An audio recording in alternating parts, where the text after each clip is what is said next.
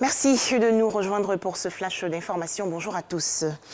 En Côte d'Ivoire, la célébration aujourd'hui de l'Aïd El-Kébir ou la Tabaski 2021. Cette fête commémore la force de la foi de Ibrahim à son Dieu, symbolisée par l'épisode où il accepte de sacrifier sur l'ordre de Dieu, bien sûr, son fils Ismaël. Et pour célébrer ce grand jour et prier, les fidèles musulmans se rassemblent dans les mosquées.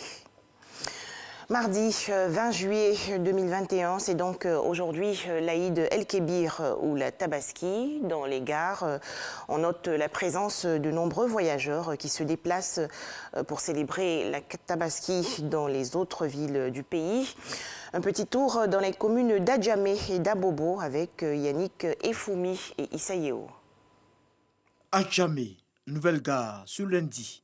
Ça se bouscule au portique des cars. Destination, l'intérieur du pays pour célébrer la fête de la Tabaski.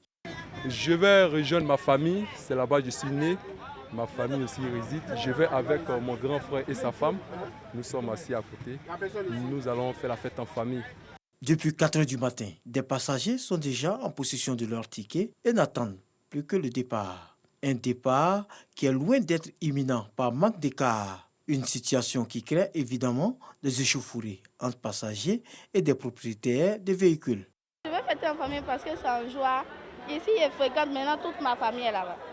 Donc j'attends mon car pour effectuer mon départ. On est un peu débordé parce qu'il y a tellement de demandes par rapport à l'offre. Alors les gens attendent pour prendre les tickets. Et comme nous avons lancé des cars qui viennent de l'ouest, on n'a pas envie de vendre les tickets avant l'arrivée des cars. Outre le retard des cars, le coût du ticket est aussi un souci pendant cette période de la Tabaski. Des passagers se plaignent du tarif trop élevé quand d'autres le trouvent abordable.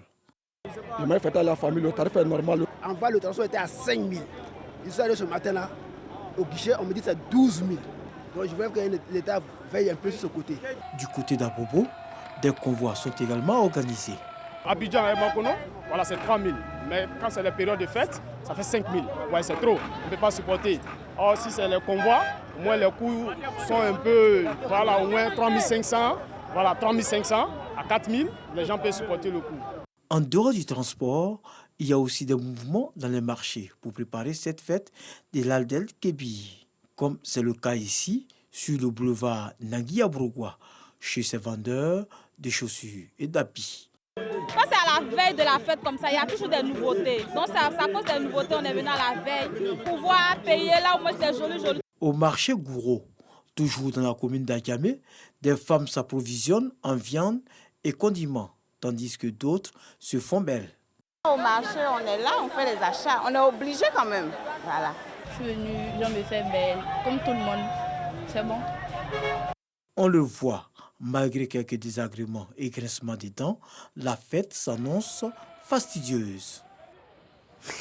En images, les activités du chef de l'État ivoirien. Le président de la République, Alassane Ouattara, a reçu hier Tony Blair, l'ancien Premier ministre britannique. Leurs entretiens se sont déroulés au palais de la présidence dans la commune du Plateau. Les deux hommes ont fait un tour d'horizon des relations de coopération entre la Côte d'Ivoire et Tony Blair Institute for Global Change, ainsi que des voies et moyens de les renforcer. Plus de détails dans le journal de 13 h. Toujours en Côte d'Ivoire, le lancement hier par le Premier ministre Patrick Hachi des États généraux de l'éducation nationale et de l'alphabétisation. Ces assises vont durer 6 mois sur toute l'étendue du territoire national. Objectif, améliorer le système éducatif ivoirien. Direction la France, où le parquet de Paris, la capitale, a ouvert aujourd'hui une enquête sur l'espionnage de journalistes français, dont l'infiltration de téléphones par le logiciel Pegasus pour le compte de l'État marocain qui le conteste, a été révélée il y a quelques jours par un consortium de médias. Dans l'actualité également, à noter la formation aujourd'hui d'un nouveau gouvernement en Haïti. Enfin, la présidentielle au Pérou, le candidat de la gauche radicale Pedro Castillo a été proclamé hier vainqueur du scrutin par l'autorité électorale péruvienne.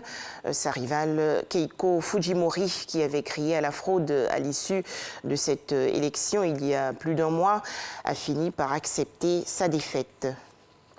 Voilà, merci de nous avoir suivis. Plus d'informations à 13h dans le cadre du journal.